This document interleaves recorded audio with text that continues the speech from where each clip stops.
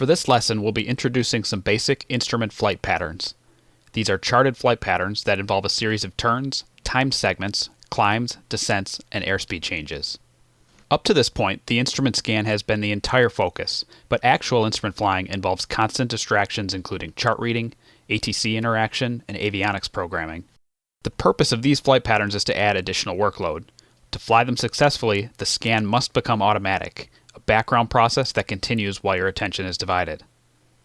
A second reason for practicing these patterns is to learn to think several steps ahead of the airplane. If at this part of the flight pattern you're timing for 1 minute, you need to know what happens when that minute is up and then after that. If you're looking down at the chart to see what needs to be done right now, it's too late. The same is true of actual IFR flying. You need to be several steps ahead of the airplane, and this sort of practice will develop that habit. A third point to practicing these is mimicking IFR procedures. Each of these patterns is relatable to a certain IFR operation. The first and probably the simplest flight pattern is the racetrack. This is a series of 180-degree or 1-minute turns, followed by 1-minute level segments. This mimics a holding pattern. The chart shows it starting on a north heading and making right turns, but there are several ways to change it up for variety. For example, you can start on different headings. You could do left turns. You could fail the heading indicator and make time turns or practice in any other partial panel configuration. Or you could even fly it on a VOR radial, in which case it just becomes a holding pattern. A second flight pattern is the 45-180 course reversal. The objective of this one is to turn around and end up flying the exact reciprocal course from where you started. It begins with a 45-degree turn, then straight and level for 1 minute, followed by a 180-degree turn, continue straight for 45 seconds, and finally turn back to the reciprocal of your starting heading. This is relatable to the standard procedure turn found on some instrument approach procedures. The teardrop course reversal has a similar objective to the 45-180, but in the style of a teardrop holding pattern entry. This mimics a holding pattern entry or a course reversal on an instrument approach procedure. It begins with a 30-degree turn, in this case depicted to the left, then a 1-minute level segment, then you turn all the way around to the reciprocal heading. Moving on to more advanced patterns, we have flight pattern A. Now we're stringing together the previous patterns one after another. It begins with a 45-180, followed by a teardrop pattern, followed by a modified racetrack pattern. This pattern also includes multiple airspeed changes between cruise and approach level settings. In a pattern with this many steps and this much going on, it becomes critical to think several steps ahead. One way to brief upcoming legs is by using the 5 T's. The 5 T's are turn, time, twist, throttle, and talk. For turn, you're asking yourself when the next turn is coming and to what heading. Time is for length of the current and upcoming legs. For these flight patterns, that means literally starting a timer, but in modern IFR flying, actual timer use is rare. Time in the 5 T's then should be extended to mean the ETE or mileage of upcoming segments. Twist means verify the correct OBS course is selected. While you're there, verify the nav source is correct as well. For throttle, consider what speed and altitude are appropriate for the current segment and when is the next time each should change. Talk is a reminder to make any required or requested reports to ATC. The 5 T's are an old-school technique dating back to the heyday of VORs and NDBs, when constant timing and twisting were required. The modern IFR system has changed dramatically, but the need to stay on top of course, altitude, and speed changes has not. Practicing with this tool can build solid IFR muscles that you will need in today's IFR system. Flight pattern B is the one we're going to practice on today's flight. Pattern B has the same lateral course, but with additional airspeed changes including during turns. It also includes climbs and descents and checklist usage. At each climb, descent, and level off, we'll complete our flow and then follow that up with a checklist. We're doing this full panel since it's a good idea to first become proficient in the normal full panel scan, but you can graduate to partial panel configurations, different entry headings, or flying the pattern centered around a VOR radial. Let's jump in the airplane where we're set up and ready to begin flight pattern B. Alright, so right out of the gate here we have a 1-minute straight and level segment, and we should be using this time to prepare for what we've got coming up next. So I can use the 5 T's to do that. So it'll be a turn by 45 degrees to the left. We'll start the timer for 1 minute then. Nothing to twist on the OBS, but I'm going to twist the heading bug to a 180 heading. I'll explain why in a moment. No airspeed or altitude changes, so throttle can stay, and nothing to talk to ATC, and we've got about 5 seconds here before our first turn.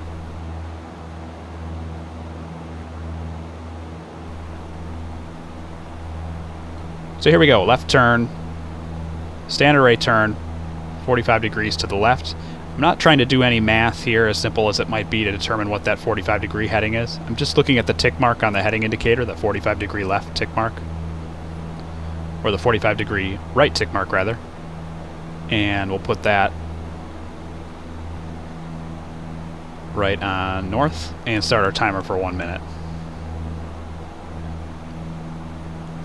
So now we're going for 1 minute on this heading here, and the next thing to do will be a 180 degree turn, time for 45 seconds after the turn. Nothing to twist. We'll throttle back for approach speed, and nothing to talk. And I'm going to set the heading bug here to 180. And the reason is the next turn is really to set up a 45 degree intercept heading to a south course. And so we can see at a glance that 45 degree intercept, and it's a good reminder of the purpose of that heading, seeing the heading bug 45 degrees off to our right. So we'll do that in 15 seconds now.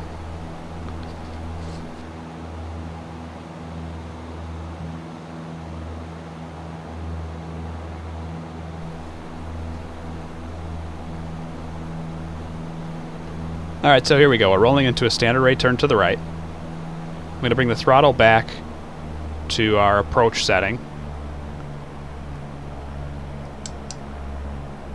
That'll get us 90 knots.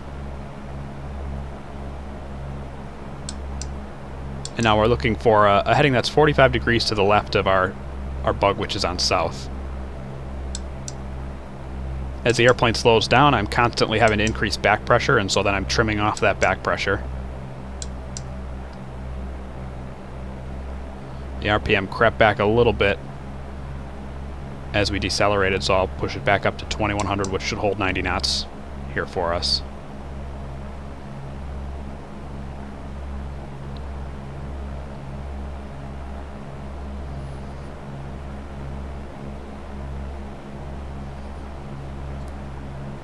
And we'll roll out on our heading right here. You can see the bug, or the tick mark on the 45 degree right point, is right on south. That's what we want. Timer gets started. We're going for 45 seconds now. And then what's coming up next? Well, we've got a right turn to south. We'll start the timer for 2 minutes. Nothing to twist, nothing to throttle, and nothing to talk. And that's coming up at 45 seconds.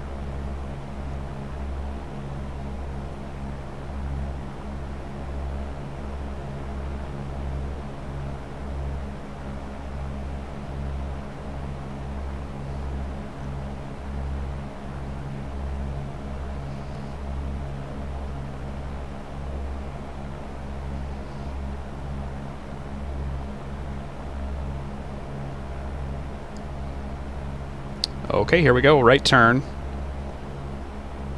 to a 180 heading where we have the bug, and then we'll start the timer.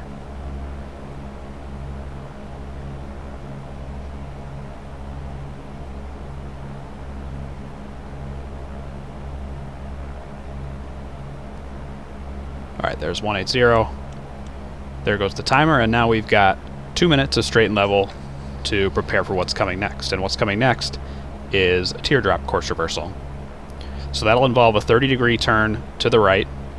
We'll fly that new heading for a minute, and then make a left turn all the way back around to a north heading on the reciprocal course of where we are right now. We don't have any airspeed changes on that until we get to that final turn. The rollout of the final turn will accelerate back to cruise speed.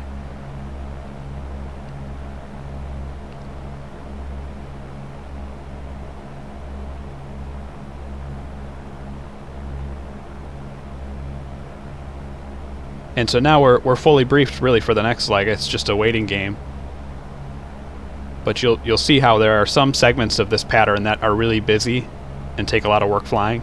And there's other segments like this one where you really get a break, and this is where you want to be distributing your workload to. You want to take some of the busyness of preparation for the later legs and put it in these straight and level segments. So I feel well briefed about the teardrop course reversal that I'm about to do here, with still 40 seconds to go. Alright, 2 minutes is up. Here comes a right turn by 30 degrees to the right. That'll be a 210 heading.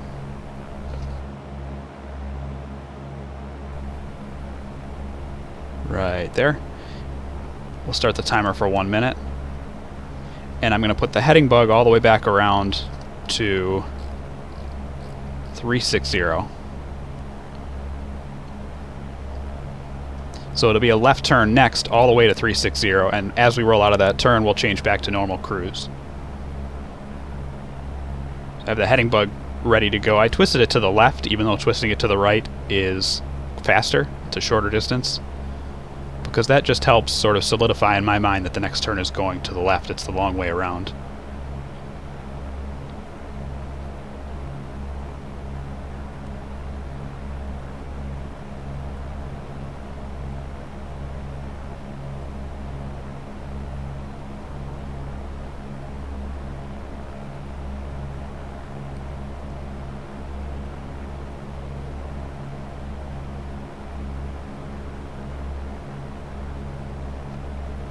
Alright, there's 1 minute.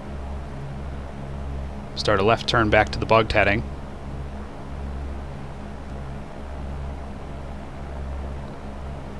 And the next thing that's happening here is when we roll out of this turn, we'll set the power for normal cruise, and then we've got 2 minutes of straight and level coming up. Okay, there's 360. We'll run the timer again and bring the power up to our cruise setting.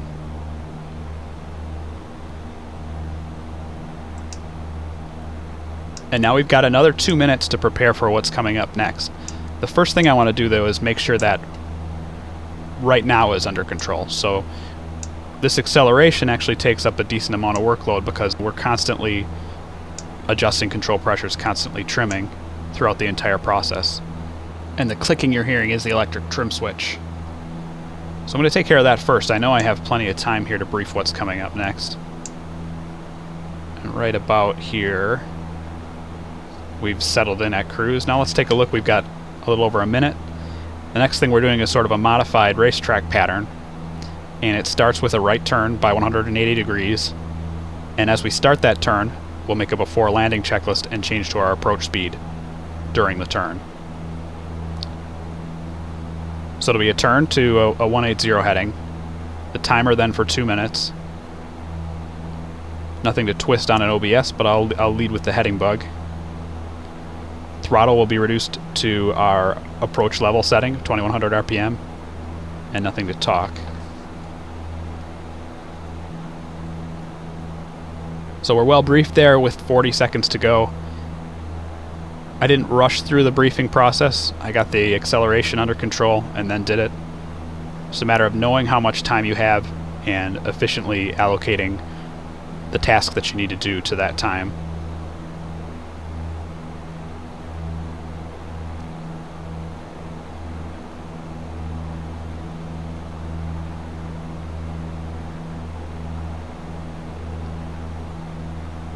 Alright, let's lead with the heading bug here. Let's put that on south. We're about to turn in a few seconds. And here we go. Right turn to 180 heading. And we're slowing to our approach speed. So here comes the power back. Lots of things happening here at once, so it's important to do the power setting by feel. We don't want our attention to drift away from the instrument scan at this point. So we do the power setting by feel. Now glance down and I got it pretty close. I'll have to bump it up a little bit as we decelerate. But that way my attention was able to stay on the attitude indicator during the transition, then shift to a radial scan of the primary instruments without being distracted to the tachometer. Anyway, we want to do a before landing checklist here, so that's just our flow pattern. Fuel on both. Mixture set will go rich. Switches, seatbelts, and airport lights keyed up if appropriate.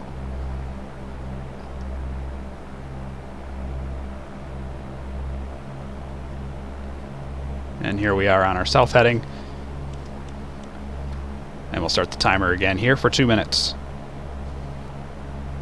So we have 2 minutes of what would be mindless straight and level flight here if we let it, but We want to take some of our work that we've got upcoming and put it into this time that's not busy. So the next thing that we're going to do when our 2 minutes is up is start a 500 foot per minute descent for 500 feet along with a right turn back to a 360 heading. That 500 foot per minute descent for 500 feet should of course take 1 minute, and so should the 180 degree turn. So we should reach 3,500 feet right at the same time we reach our 360 heading. So it'll be a turn to 360. We'll start the timer when we roll out on that heading for 1 minute. We'll lead the turn with the heading bug again. Throttle is set for the descent, so we'll bring it back by 300 RPM and start down at 500 feet per minute. This is our precision descent profile at this point. And there's nothing to talk, as always, in these patterns because we don't have ATC involved. The other thing I'm going to have to do here is we're starting a descent, so it's a turn and a descent. We're also going to do a flow and a checklist. So that'll be our normal flow pattern and then the descent checklist. So now I feel well prepared for what's coming up next. It'll be a busy part, but I've already kind of flown it in my head. I know what's going to happen here. All right, spin the heading bug around and start our turn. So right turn, standard rate. Power comes back for the descent. We let the pitch come down by a few degrees. Okay, we're pretty well stabilized. We've got the attitude that's working, verifying it on the performance instruments. So now our flow pattern is altimeter set. Heading indicator was set to match the compass. Engine gauges are green, including vacuum and ammeter. Switches are as we want them. Throttle, mixture, flaps. And we can follow that up with a descent checklist, which is mixture as required, flight instrument set, fuel selector on both, and approach briefing complete. Now the trick to handling checklists and other distractions is to, number one, wait until the airplane's stabilized before you attempt to deal with the distraction like it is here.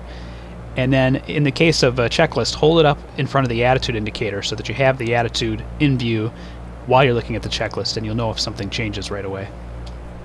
Alright, we're reaching our altitude just slightly before we're reaching our heading. So pitch and power comes back, and I think I got just a little bit shallow in the turn as we were running the flow in the checklist. Still worked out okay. So here's 360. I've got the power set back for 90 knot level flight. Pitch there, timer's going for 1 minute. And now our next thing that we've got is a 500 foot per minute descent over 1,000 feet. So that should take 2 minutes. We leveled off from the descent here so we can run our flow again. Altimeter set, heading set to match the compass. Engine gauges, vacuum ammeter, switches, throttle, mixture, flaps. Okay, there's 1 minute. Power comes back again for the descent. Pitch goes down to about 2 degrees down. And we'll start our timer. So this will be a 1,000 foot descent.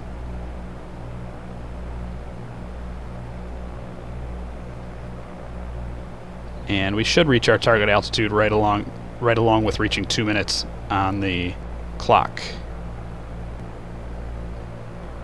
And missed approach, so we're going full throttle. Pitch for 8 degrees. We determined that that's the attitude that the plane's going to want to stay at without much or any trim input. And sure enough, there it is right there. It's slowing down to 85 knots. Got our right rudder in for the climb. Okay, we're stabilized here, so altimeter is set, heading indicator set, engine gauges, vacuum, ammeter, switches, throttle, mixture, flaps are up. When we have a moment, which we do here, we can run our climb checklist, which is flaps up, mixture as required, engine gauges checked, just verifying what we did with the flow. It's safe to say that flight patterns and basic scan practice are not many pilots' favorite parts of instrument training. The effort pays off dramatically, though.